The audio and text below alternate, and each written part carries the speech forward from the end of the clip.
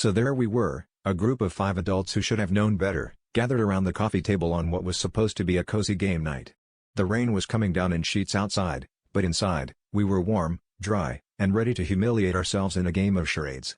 The only mildly strange thing about the evening was that Greg, our usually responsible friend, had shown up wearing a headlamp.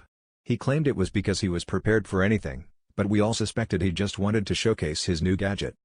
Halfway through an intense round where Emily was attempting some interpretive dance to mime the Lion King, the power went out. Total darkness enveloped us, and there was a moment of silence as we all processed the abrupt change in ambience. Then, as if on cue, Greg's headlamp flicked on, casting an eerie spotlight on Emily still frozen mid-roar. "Well," Greg said, clearly pleased with himself, "I guess I'm the only one with a bright idea tonight." We groaned collectively at the pun, but knew we were stuck with him as our makeshift lighthouse until the power company came to the rescue. With the game effectively derailed, we were left to improvise.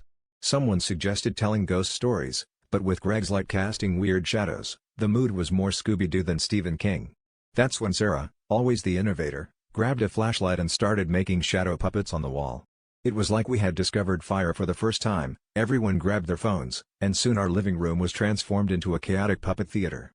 Dogs, rabbits, and what may have been an attempt at a dinosaur but looked more like a misshapen turkey were all projected onto the walls. As we got more into it, the puppetry became more elaborate. Emily created an entire shadow soap opera with a love triangle between a dog, a cat, and what we suspected was a very amorous giraffe. We were laughing so hard that we almost missed the power flickering back on. When it did, the room was a mess of tangled limbs and forgotten worries. Greg, ever the pun enthusiast, turned to us with a grin and said, "Looks like we really had a light bulb moment after all." And just like that, we realized that our night of charades had turned into a charade of light.